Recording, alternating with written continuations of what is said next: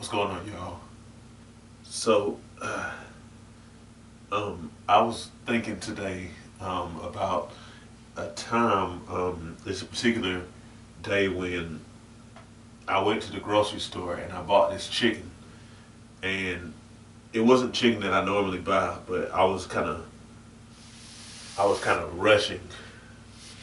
Maybe because it was a whole chicken, I want to say, and maybe the chicken that I wanted to buy, that I would normally buy, wasn't there or something like that. So I bought this other chicken, and the chicken was, it was this chicken that was in like clear plastic. It was wrapped totally in clear plastic, and I mean, it was like the cheaper chicken or the ultra cheap chicken, I guess. Like I said, I don't think I got it because it was cheap. I think I got it because maybe I was looking for a whole chicken um, with the other chicken I normally buy. It wasn't there anyway. We took that chicken home. I can't remember how we cooked it, but something was wrong with that. That I could not chew the chicken. Like I couldn't chew it. I don't know how to describe it except like put it in your mouth and and it's like the chicken wouldn't. When you bite chicken, you kind of break the fibers and whatever. It's like you chew it and then eventually swallow it. And I just couldn't chew that chicken. And so then I knew that I had made a mistake for real, for real. Now, at times I have bought cheaper things. I try not to do that as much these days. Um, but especially in the past, um, well, I don't know. I just didn't worry about it that much. I didn't worry about it that much because being a person who also has a history of not really liking to spend a lot of money, maybe sometimes I've opted for the cheaper things. But that taught me a lesson because, like I said, I had never eaten chicken like that before. I had never eaten chicken that I couldn't even chew. And so the first thing I was wondering is like, what in the world is wrong with the chicken? What's wrong with it? Like, how is it possible? Like, how is it possible for a chicken to do that? How is it that I'm trying to crush it with my teeth, and it's almost like almost like my teeth are bouncing off of it. And then the second thing that I thought about was just an overall lesson that you get what you pay for. Now, it kind of goes without saying, but like, I was like, I'm never buying that chicken again. I'm never buying that chicken again. And typically these days I try to buy organic, but I don't always buy organic. Maybe one day I will. We don't have one of those stores around here like well, we kind of have one. It's kind of sort of called the Fresh Market, but I don't go there. But we don't have like Trader Joe's or Whole Foods or anything like that. But anyhow, I don't know what was done to that chicken, but I know it was the cheap chicken, the real cheap chicken, and now I'm convinced that there's a big difference. I don't know what they feed that chicken. I don't know. I don't know why the chicken was textured like that, but I'm convinced that things are done for real with the cheaper chicken that stuff can't be good for you. I heard somebody make a comment about how we believe in the such thing as food alchemy. And if you know anything about alchemy, it's like a story of someone who could um, turn everything they touch to gold or whatever. And the person who made the comment about food alchemy was saying that a lot of times we believe that we can just eat anything, and then when we eat it, it's going to come inside of our bodies and somehow produce a healthy body. It's going like our bodies can essentially take junk, sludge and all this kind of stuff and convert it into healthy tissue. And the thing is, it's just not true. It's like we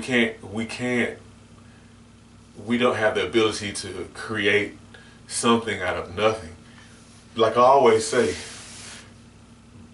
our bodies have fundamental needs. And so like literally it's not a matter of just eating something. It's not just a matter of putting something on your stomach. It's like you actually have to meet your body's needs. And the thing that concerns me, and I have to do better still, but the thing that concerns me is that a lot of us probably never meet our body's needs. Ever. Like ever. Think about that. Going day in, day out, week after week, month after month, year after year, decade after decade, and you're not really meeting your body's needs. It's a whole spectrum of nutrients, vitamins, minerals, you know, fatty acids, all these different kind of things that our bodies actually really need. Like they legitimately need them for proper function. And so we don't really meet those needs. We just kind of limp along and feed our bodies junk food and rubbery chicken and candy and all these fake foods, Takis and all this junk. And we do this from the youngest of ages. But we just kind of think all we need to do is eat. And I just get concerned that we're actually, because you can't, like I really am convinced that you really can't do that without some level of issue, some sort of consequence. To the very least, I really and truly believe a lot of us think that we feel good, but we don't really know how much below par we actually feel. And that if we actually were to give our bodies everything we need, it'll be almost like turning like a dimmer switch up, like as far as like our vitality and feeling of well-being and stuff like that. So I really believe that we don't really know necessarily what it means to feel good whenever we don't have a history of consistently eating well. And so I say all that to say, again, y'all, we get what we pay for. I'm not buying that rubber chicken again. And even now, even today, I went to the store and I saw a chicken kind of like the chicken I bought many years ago. And, it's the cheapest chicken. It's the cheapest chicken. And, it's not even tempting to me anymore to buy that stuff. It's like I was totally put off by that. And, yeah, so I'm not buying that stuff anymore. I'm just not going to do it. And I really encourage you, the best thing is organic, but to the very least, don't eat the cheapest meat. Don't eat the cheapest meat. Just don't do it because I don't know what they do to that food, y'all. And I think that, in our culture, people know that we'll kind of go for bargains and stuff like that. So a lot of times they'll just kind of give us stuff because they know we'll pay for it because it's cheaper. And we gotta have a line. We have to have a line. Otherwise we'll just we'll put anything in our bodies and then treat our bodies like garbage cans. Like the only thing that we actually have to pay attention to is our appetite. But you have an appetite so that you will every now and then, every few hours or so, put nutrients in your body to keep it running well. Not just so that you can satisfy the appetite, That's not what that thing is for. It's like, we know that. But food industry and all that stuff exploits it by making very addictive food, and then if we're not aware, we just fall into the traps. So anyway, y'all, don't buy all the ultra cheap stuff. Don't do it. That's my goal. I don't ever intend on buying that other chicken again. So that's just that. Y'all have a good one. As we get older, it becomes increasingly important to maintain and build muscle. Muscle helps you burn fat, stay mobile, and can contribute to longevity. However, many people have no idea how to work out to build muscle. My mini workout series on Patreon provides you with my body weight mini workout video library. These workouts use little to no equipment, which means that you can do them in the privacy of your own home.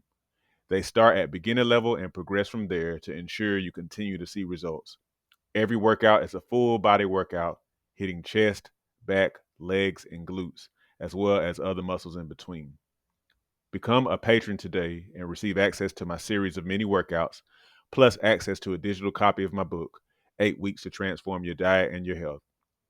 By combining the workouts with healthy diet changes, as outlined in my book, you'll definitely be on your way to weight loss, improved health, and visible results. Join me at patreon.com/SeanB2B Fitness today.